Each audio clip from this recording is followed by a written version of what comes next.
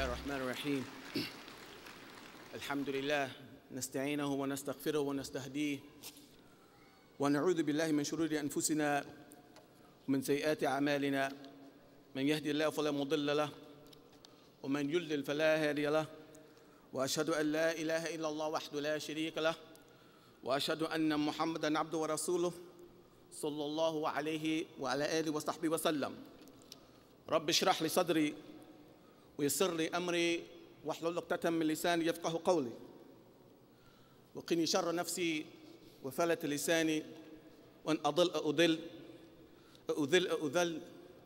بغير حق رب العالمين وبعد السلام عليكم ورحمة الله وبركاته. First of all, I have to confess that I am just a little bit starstruck as I stand before you tonight. I don't know if many of you know the value that Dr. Nasr has represented in our community, and I can speak quite personally on this point as a former student of Dr. Nasr and as an academic. I think that oftentimes Muslims don't know just how wrenchingly challenging it can be to try to sustain a dignified existence as a believing, practicing Muslim in the academy. And for me, Dr. Sayyid Hussein Nasr has always been a beacon of inspiration. And he has been a beacon of inspiration, not because, and I hope that this comes through the way exactly that I mean it, not because I have always agreed with everything that he has said. And I think that he is a man of integrity who, like myself, believes that we don't need a community of zombies. So it's not a matter of always agreeing with what my brother or sister says. But in everything that I've ever read by him, and every time I ever heard him lecture, the deep, profound, uncompromising belief in Allah, in his book, in his messenger, and in the day of judgment comes through with such uncompromising clarity. It has been an inspiration that has sustained myself, and I can assure you, many other students in the Western Academy. And if he's still here, I know he's getting up there in years, but I just want to say publicly and in his presence, Jazakumullahu khair, and thank you very much. And I pray that Allah continues to give you years and enables you to continue to inspire us. Your presence has been most valuable indeed.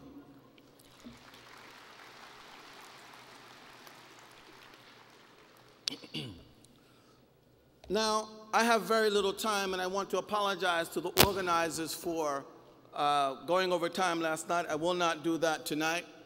I have one order of business that I have to take care of. Last night there was a hadith of the Prophet ﷺ, which in my presentation I completely mangled. And so for the interest of those who may have taken an interest in that hadith, I just want to give it to you as it is. عن ابن عباس رضي الله تعالى عنه عن رسول الله صلى الله عليه وسلم فيما يروي عن ربه تبارك وتعالى, and this is in Sahih Muslim, قال إن الله كتب الحسنات والسيئات ثم بين ذلك فمن هم بحسنة فلم يعملها كتبها الله عنده حسنة كاملة وإن هم بها فعملها كتبها الله عز وجل عنده 10 حسنات إلى 700 ضعف إلى أضعاف كثيرة وإن هم بسيئة فلم يعملها كتبها الله عنده حسنة كاملة وإن هم بها فعملها كتبها الله سيئة واحدة. This is the hadith that I tried to sort of unsuccessfully adumbrate or abbreviate last night, and I just wanted to give it to you as it actually is, so that my slate will be clean before Allah subhanahu wa ta'ala on the day of judgment.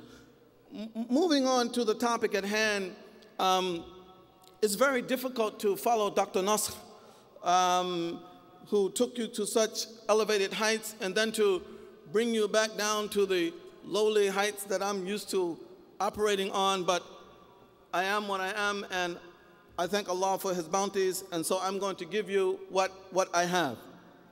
I think the issue of changing the present requires that we first come into some clear understanding of what that present is. To my mind, we live in a very highly integrated world.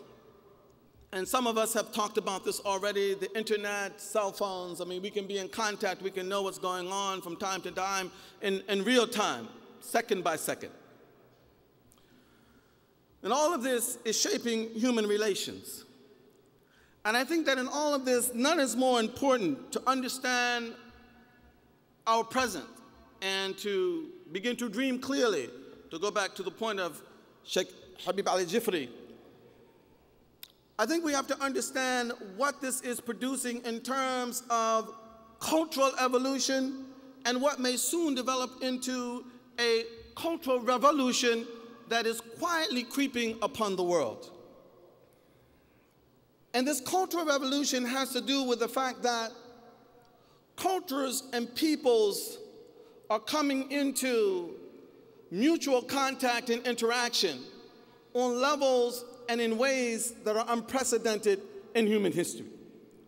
And this presents new cultural challenges, new ways of coming to terms with cultural diversity, with cultural authority, and with the ability to carve out one's own cultural identity. And I think that where we are successful in managing cultural diversity, then we are in a position to pool our resources in such a manner that might enable us to rise to some of the challenges such as those Dr. Nasser laid out tonight. And when we're not able to rise to this challenge, then the tendency is, however silently, to have us divided, unable to cooperate with each other, each going our separate way, and not being able to pool our resources. So in a certain way, the cultural challenge is as serious as any other because it will determine what kind of human relations we have, both on the level of sort of micro communities and on the global level as macro communities. Now, I tried to very briefly lay out some of this last night, and I want to try to just very quickly adumbrate it and hopefully fill out the picture, and so that I can talk about what I think the present challenge is and what a reasonable dream for the future might be.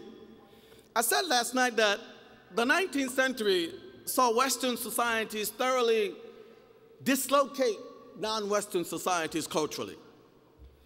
And this was, I think, especially true for Muslim societies.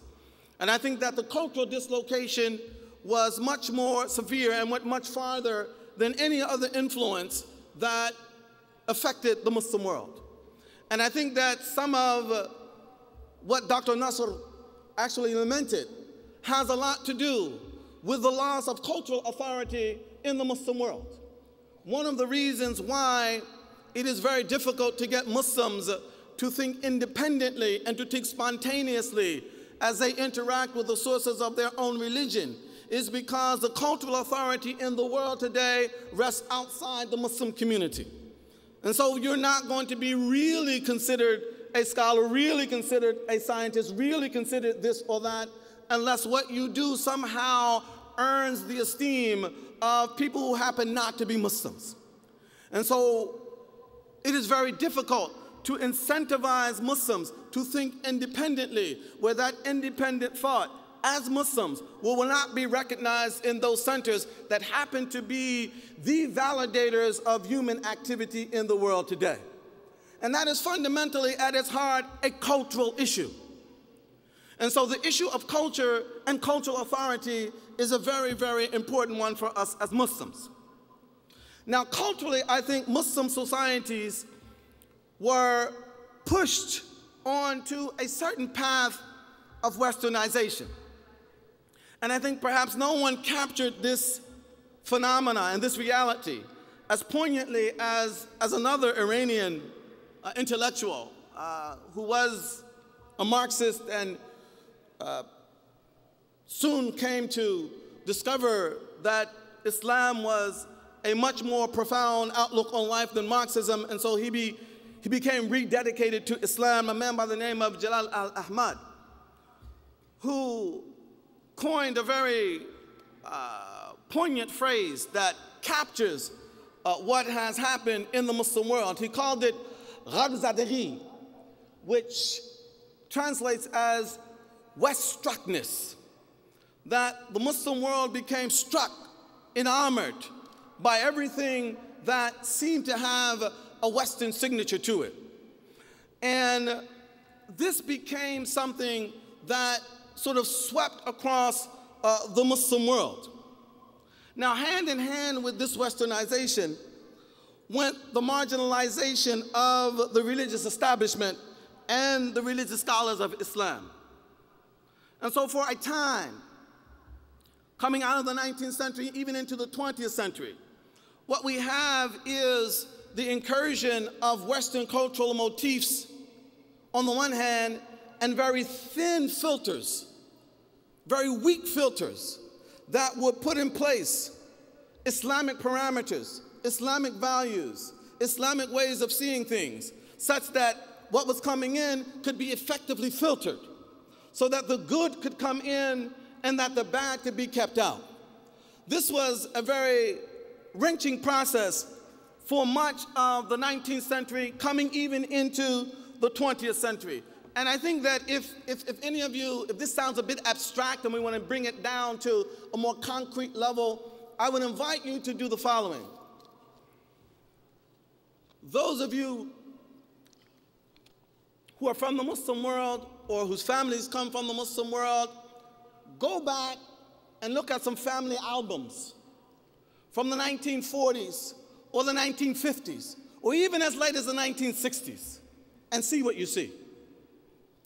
And we will see almost the total sort of disabusing Muslims of their Muslim cultural sensitivities. I won't go any farther than that. I'll let some of you tell others about it. But this was a very serious and a profound dislocation. And it happened. And there's no point in denying it.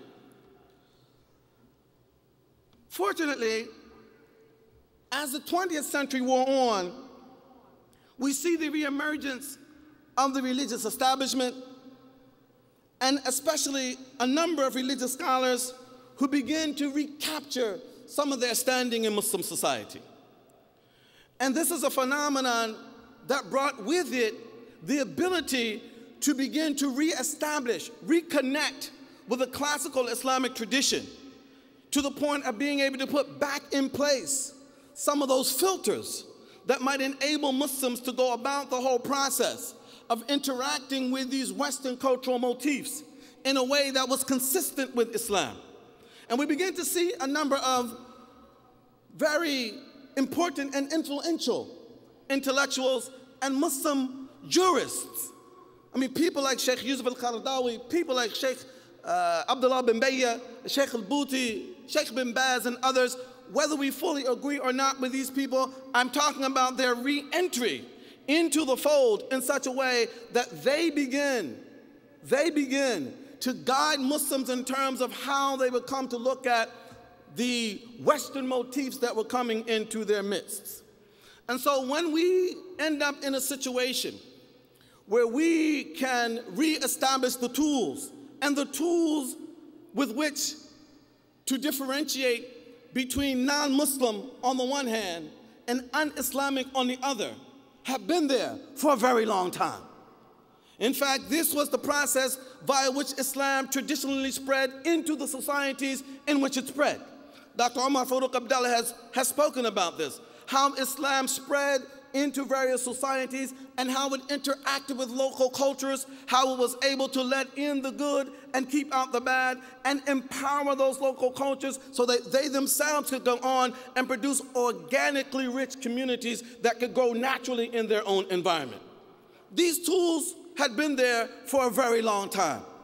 And as the Muslim religious scholars begin to re-enter the fold, these tools begin to be reaccessed, and the filters begin to get re-established. And so to make a very long story short, in my perspective, what happens here is this process of reestablishing these filters enables the Muslims to avert the twin cultural enemies of Islam.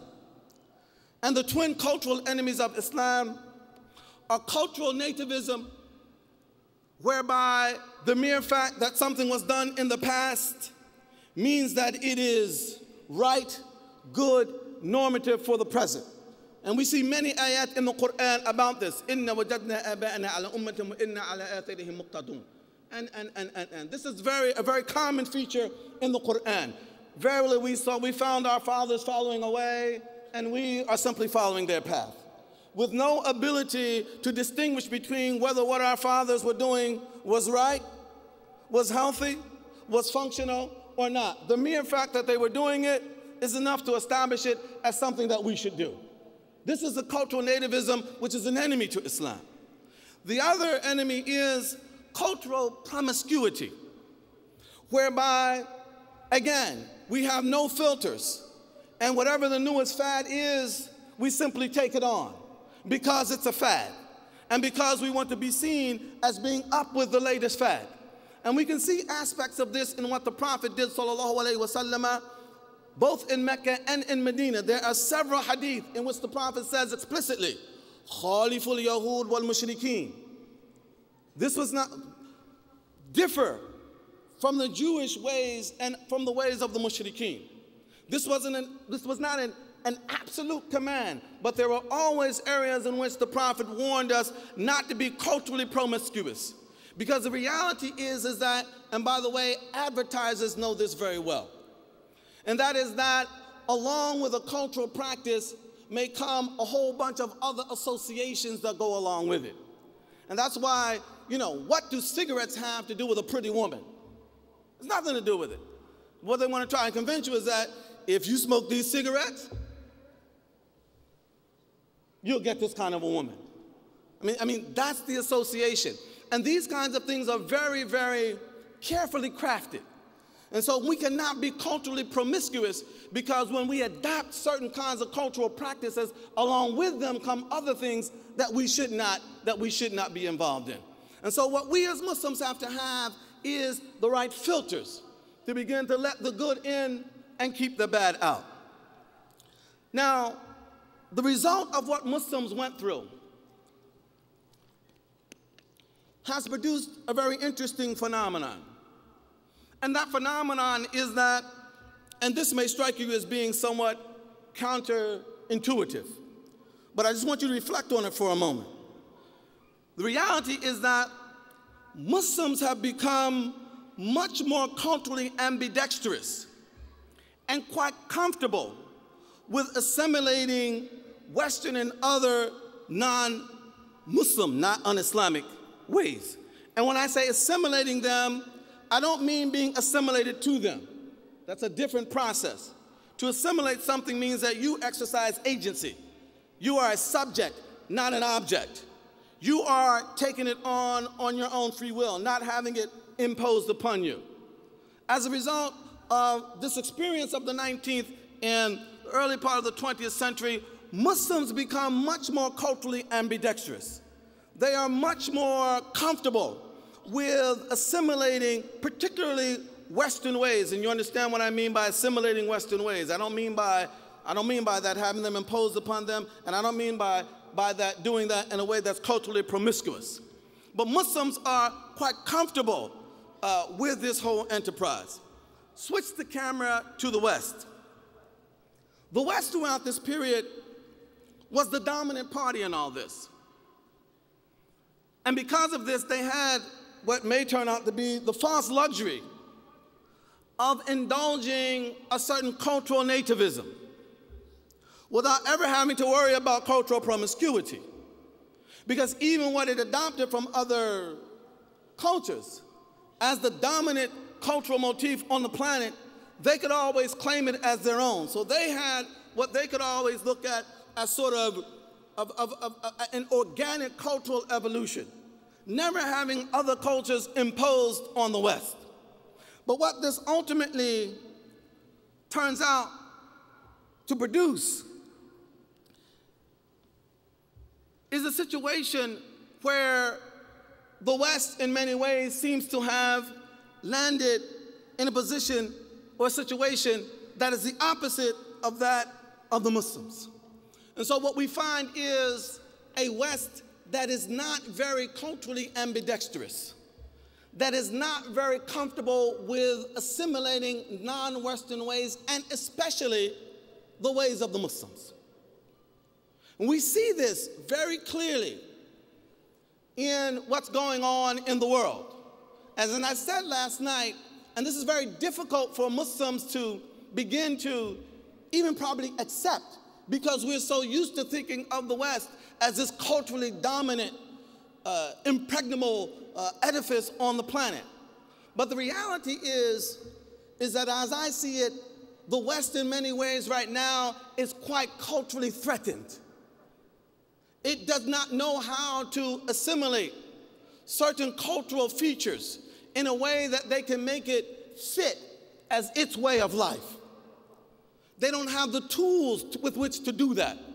We as Muslims have those tools, but the West seems to lack it.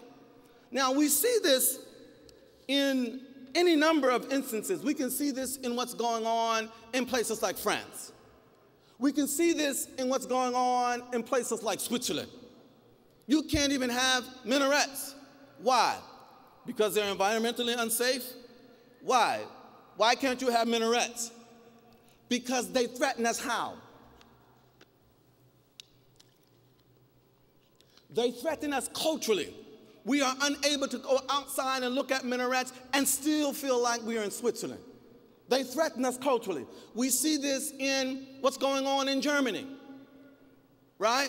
Where Chancellor Merkel has come out publicly and said what? Multiculturalism is a failure. Multiculturalism is a failure. And therefore, we want to act in such a way that preserves the integrity of German culture. This is what is happening now. We see this in what is going on even in the United States. I'm not going to talk about Canada. I don't know that much about it, and I'm a visitor here. I want to behave. But I don't think that we should overlook the cultural dimensions that is animating movements such as the Tea Party in the United States, even to this day. These are people who want to see America culturally reflect its own cultural sensibilities. And it has difficulty. It has difficulty in adjusting to the fact that, well, there are Muslims in America now. And they are Americans. And they're not going anywhere. And they have their cultural contributions to make to America as well. This is what is going on in the world right now. We have a situation where Muslims are culturally ambidextrous, where the West is not. And now we have to find a way now of navigating this very fact. The reaction to Muslims, first and foremost in the West, the primary reaction is cultural. It is not religious. Now, I'm not one who will completely disaggregate culture from religion, but when they see us, and this is a very potentially dangerous thing that we have, because in reacting to us culturally, they never get to know our religion.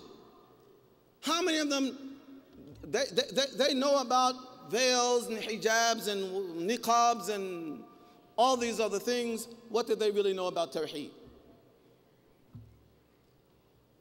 What do they really know about what Muslims actually believe in terms of the core of their religion? We never get to those things because we're so bogged down in these cultural issues, right?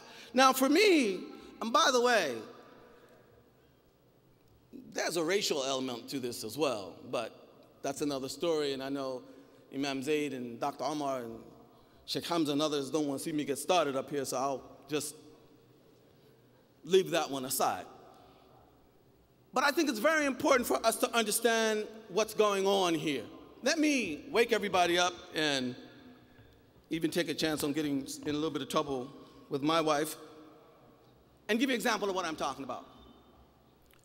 When I mention names like Bill Clinton, John Edwards, Arnold Schwarzenegger, what do they mean? Now, it's not only what they did, but it was the impact. These things destroyed families, destroyed relationships, destroyed political careers. Now, all of these men happen to be very wealthy, all right? And I want our sisters just to relax for 30 seconds. Just take a deep breath. Just relax. Just relax. All of these men could have supported these women as wives. All of them could have. And the fact that this was not an option continually actually promotes the very activity in which they were involved. And yet, if you were to say, well, why not allow them to have more than one spouse and discuss it rationally? We would be greeted with the whole idea that this is not our way of life. We're not going to discuss it rationally. This is not our way of life. Why are you so threatened by it? We can talk about gay marriage and all these other things. Why are you so threatened by this? This is what I'm talking about in terms of the lack of cultural ambidexterity in the West today. And Muslims need to understand this because this has to do a lot with our future. Now, for a lot of people, this is, a lot of people like this, like to see the West in this crippled sort of condition, or what they might interpret as a sort of crippled condition. For me, however, our contribution, especially as Muslims living in the West, has to be to model how human communities can deal with the fact that we have to move through the world in a way that we are culturally ambidextrous, that we are able to understand what is essential and what is non-essential, and in so doing, we can move through, adopt this, drop that, without dropping the ball.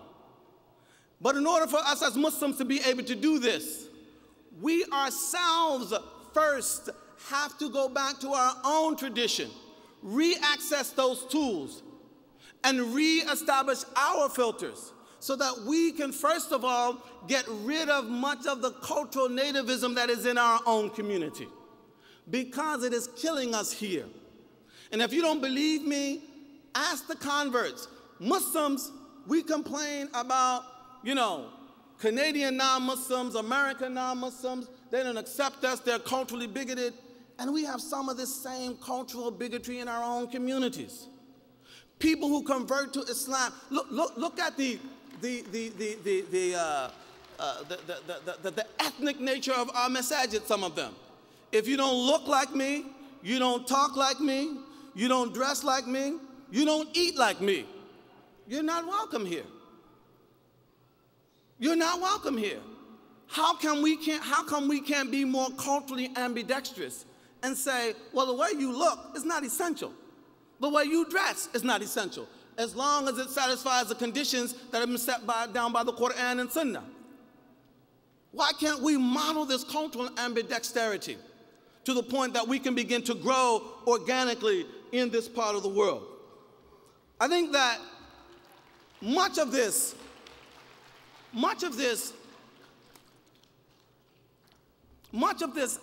it has to be addressed, because this cultural nativism is causing more problems than we are aware of. And many of the young people will tell you this. Getting married as a young Muslim with the cultural nativism that we have in our communities, it has turned into an almost impossible affair.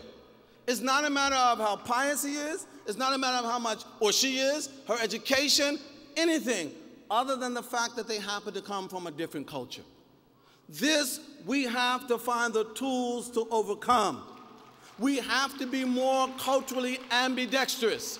And if we as Muslims are not modeling this in our own communities, we cannot expect others to model it vis-a-vis us.